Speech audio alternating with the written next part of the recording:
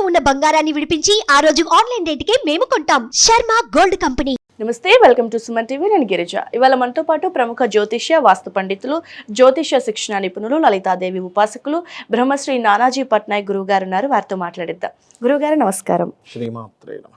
గురువుగారు, మామూలుగానే మనం ప్రతి దేవుణ్ణి పూజిస్తాం, కానీ దత్తుడిని మాత్రం అంటే పూజిస్తాం, కానీ అనుగ్రహం అంత ఈజీ కాదు, చాలా కష్టతరమైనది అని అంటూ ఉంటారు. అసలు ఈ దత్తుడి అనుగ్రహం పొందాలంటే పూజా విధానం కానివ్వండి, లేదంటే ఏ విధంగా ఆయనని కొలిస్తే మంచిది అంటారు గురువుగారు? అందులోనూ మనకి ఏకాదశి దత్త జయంతి వస్తుంది. సో ఆ రోజు మనం పాటించాల్సిన నియమాలు, ఎలాంటి పరిహారం చేసుకుంటే మంచి జరుగుతుంది అంటారు గురువుగారు? తప్పకుండా అమ్మా. ఫస్ట్ ఆఫ్ ఆల్ ఎందుకంటారు అంటే నిజంగానే అది అంత ఈజీ కాదు. సీరియస్గానే దత్తానుగ్రహం కలగాలంటే చాలా కష్టం. ఎందుకు కష్టం అనే దాన్ని మనం ఆలోచించాలి. ఓకే, అంతా పరమాత్మ స్వరూపమే కదా అన్నీ కూడా. అవును. గురుస్వరూపం దత్తస్వరూపం అంటే గురుస్వరూపం అయినప్పుడు ఏంటంటే ఇక్కడ మీరు ప్రకృతిని గురువుగా భావిస్తూ మీ యొక్క థింకింగ్ ఎబిలిటీ కానీ మీ యొక్క థింకింగ్ ప్రాసెస్ కానీ మార్చుకోగలగాలి. దత్తాత్రేయుని ఆరాధించాలి. దత్తానుగ్రహం కలగాలి అంటే ఫస్ట్ మీ థింకింగ్లో చాలా మార్పులు రావాలి. ఎలాగా అంటే మీరు దత్తాత్రేయుడు అనుగ్రహం పొందాలి అంటే ఫస్ట్ మీరు ప్రతి సంఘటన, ప్రతి విషయము, ప్రకృతిలో ఉన్న ప్రతి జీవి నుంచి గురువుగా మీరు యాక్సెప్ట్ చేయగలగాలి. అప్పుడు మీకు దత్తాత్రేయుడు అనుగ్రహం కలుగుతుంది. అంటే మీరు ప్రతి దాంట్లోనే ఒక విషయాన్ని నేర్చుకోగలగాలి. జడ్జిమెంట్ చేయడం ఆపేయాలి ఫస్ట్. చాలామంది చేసే మిస్టేక్ ఏంటంటే జడ్జి చేస్తారు. ఇది ఇలా కాదు, ఇలా ఉంటే బాగుంది. నువ్వెవరు జడ్జి చేయడానికి? అది అలా ఉండడానికి డిజైన్ చేయబడింది. ఇప్పుడు కడుపు నొప్పి రావడం మంచిది అంటారా, చెడు అంటారా? మీరు కొన్నిసార్లు మంచిది, కొన్నిసార్లు చెడు. కడుపు నొప్పి రావడానికి మీకు చెడేమో, డాక్టర్కి మంచిదే కదా.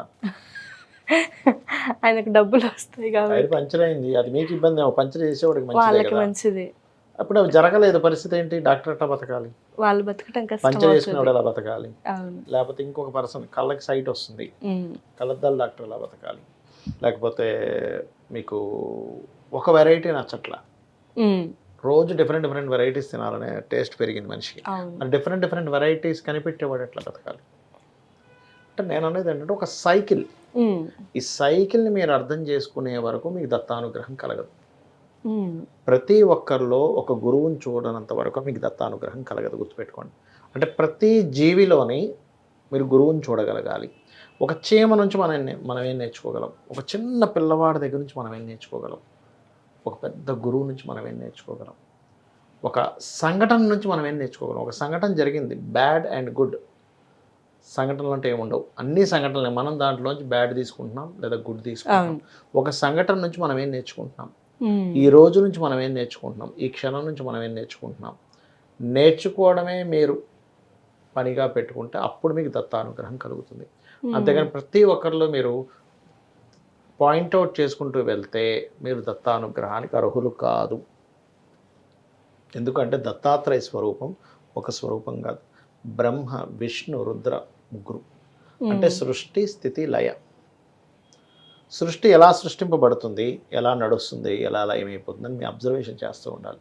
అప్పుడే మీకు దత్తాత్రేయ అనుగ్రహం కలుగుతుంది. అంతేగాని చాలామంది చేసే మిస్టేక్స్ చెప్తాను చూడమ్మా. కారులో వెళ్తూ ఉంటారు, డ్రైవింగ్ చేస్తుంటారు, పక్క నుంచి ఎవడో ఇలా సర్రని వెళ్ళిపోతారు, ముందు ఎవడో బ్రేక్ కూడా వాళ్ళు తిట్టుకుంటూ డ్రైవింగ్ చేస్తూ ఉంటారు. అరే అది ట్రాఫిక్ అలాగే ఉంటుంది. నువ్వు అరే ఎలా వచ్చావేంట్రా అని డోర్ తెరిచేసి, కిటికీ తెరిచేసి, వాడి మీద ఒక క్యాకేసేసి వాడేదో అని వాడెవడో జస్ట్ ఇలా అనుకుని చేయి పెట్టుకుని వెళ్తాడు. ఇలా జస్ట్ ఇలా చేయి చూపించలే వెళ్తాడు. మనకు అసలు రైజ్ అయిపోవడం, నువ్వు నాకు చేయి చూపిస్తావు, అది ఇది అని. అంటే ఏంటి? వాడు జస్ట్ చెయ్యి ఇలా అనగా నీలోంచి ఒక కోపం బయటకు వచ్చేసింది. అంటే నువ్వు ఎక్కడున్నావు అసలు? ఫస్ట్ నువ్వేం నేర్చుకోగలుగుతున్నావు? చెయ్యి ఇలా అన్నాడు అనగానే ఫస్ట్ మీ తప్పును మీరు యాక్సెప్ట్ చేయగలగాలి. ఓహో, నాలో ఏదో మిస్టేక్ ఉందేమో. ఒకటే గుర్తుపెట్టుకోండి, దత్తానుగ్రహం కలగాలి అంటే ఫస్ట్ మీ మిస్టేక్స్ మీరు యాక్సెప్ట్ చేయనంతసేపు దత్తానుగ్రహం జరగదు. ఎదుటివారి దగ్గర నుంచి ప్రతిదీ నేర్చుకోవాలనే దాంట్లో నుంచి ఉన్నంతసేపు కూడా మీకు దత్తానుగ్రహం జరగదు. కొంచెం ప్రతి చిన్న దాని నుంచి నేర్చుకోవచ్చు. చిన్న పిల్లలు ఉంటారు, వాళ్ళ దగ్గర నుంచి కూడా నేర్చుకోవచ్చు. ప్యూర్గా ఉంటారు, వాళ్ళకి ఏ కల్మషాలు ఉండవు, ప్యూర్గా ఉంటారు. మీరు పెట్స్ పెంచుకుని ఉంటారు చూసారు, కుక్కలను, పిల్లలను. ఎందుకు పెట్స్కి అడిక్ట్ అవుతారు తెలుసా అమ్మ మీకు? ఎందుకు గురువుగారు? తెలీదు. అది మనం ఇంటికి వెళ్ళగానే ఫస్ట్ అది ఎక్స్ప్రెస్ చేస్తుంది దాని ఫీలింగ్ని. ఒక కుక్క అనుకోండి, అది వచ్చేసి పైకి ఎగిరిపోతుంటుంది అంటే ఏంటి, ఎక్స్ప్రెస్ చేస్తుంది. ఇంకోటి, ఏమి కల్మషం ఏమి కనిపించదు, కేవలం అది ప్రేమను మాత్రమే ఇస్తుంటుంది. ఆ ప్రేమని మాత్రమే ఇచ్చేటువంటి దానికి మనం అటాచ్ అయిపోతాం. ఎందుకంటే అక్కడ లవ్ ఉంది, అక్కడ ఉంది కుక్క కాదు, లవ్. ఆ లవ్ ఉంది కాబట్టి ఆ లవ్కి మనం అట్రాక్ట్ అయిపోతాం. అబ్బా నా కుక్క, అదేదో ఆస్తులు సంపాదించి పెట్టాలి, నాకు షాపింగ్కి డబ్బులు ఇవ్వాలని ఎక్స్పెక్ట్ చేయం దాని దగ్గర నుంచి, కుక్క నుంచి. లేకపోతే నాకేదో మాటలు చెప్పాలని ఎక్స్పెక్ట్ చేయం, నాతో స్పెండ్ చేయాలని ఎక్స్పెక్ట్ చేయం, అది నాకు ఆస్తులు కూడబెట్టాలని ఎక్స్పెక్ట్ చేయం. కుక్కకి అది లవ్ ఇస్తుంది అనే ఫీలింగ్తో దాని నుంచి ఒక ప్యూరిటీని మనం చూస్తున్నాం దాంట్లో. అందుకే మనం దానికి అట్రాక్ట్ అవుతున్నాం. ఒక పిల్లి కావచ్చు, కుక్క కావచ్చు, ఏదైనా కానివ్వండి, ఒక పెట్.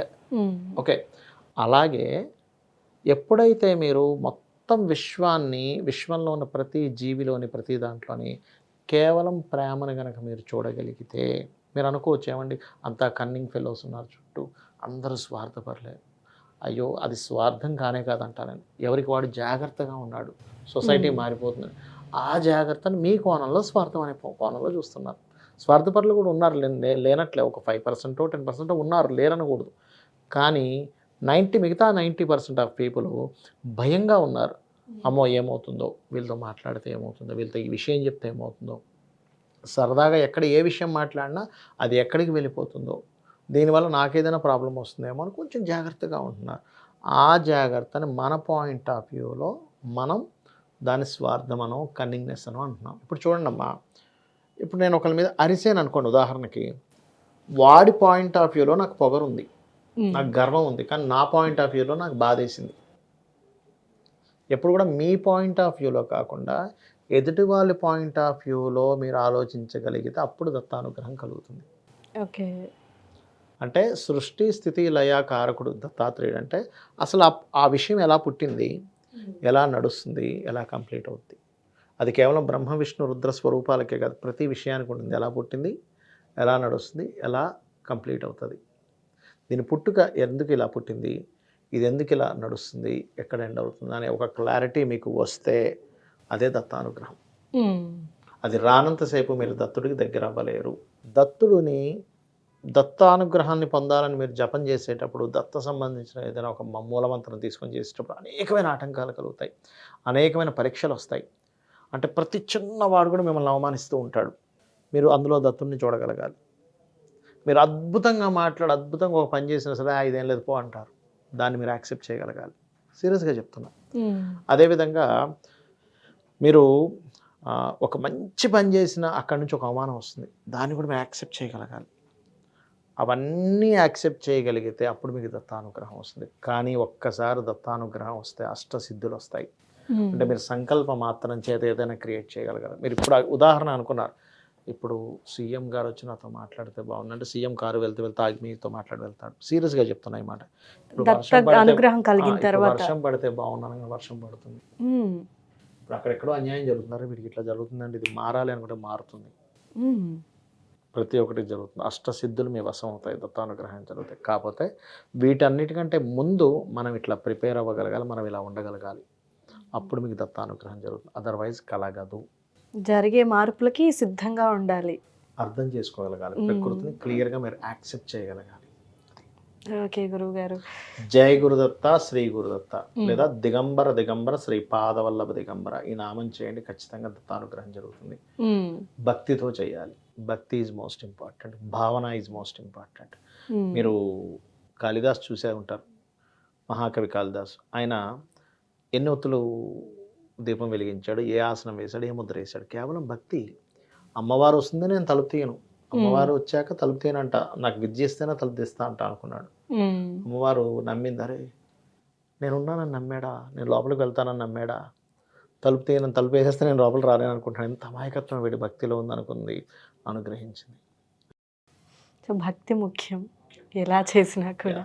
ఓకే గురుగారు, దత్తుడి అనుగ్రహం నిజంగానే అంటే మనం అనుకుంటాం అంత ఈజీనే, నేను నిష్టగానే ఉన్నాను అనుకుంటాం, కానీ ప్రకృతిలో జరిగే మార్పుల కానుంచి మన ఆలోచన విధానం వరకు ప్రతిదీ మనం మార్చుకోవాలి.